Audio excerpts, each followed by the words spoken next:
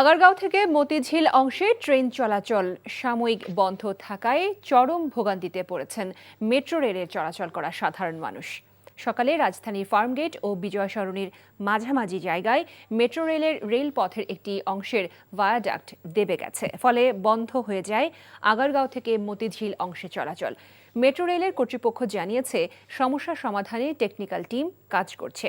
কম সময়ে গন্তব্যে পৌঁছাতে যাত্রীরা এই বাহনটি ব্যবহার করে আসলেও সাময়িক বন্ধ থাকায় বিড়ম্বনায় পড়েছেন তারা।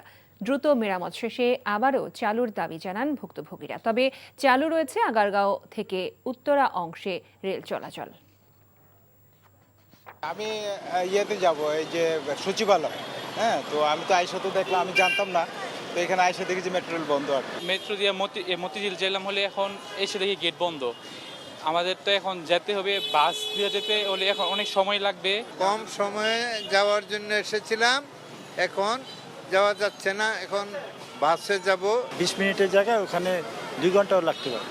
এই যে আমাদের ভোগান্তি, সাময়িক ভোগান্তি, এটা যাতে দূর হয় সেজন্য আমি কর্তৃপক্ষের অনুরোধ করতেছি।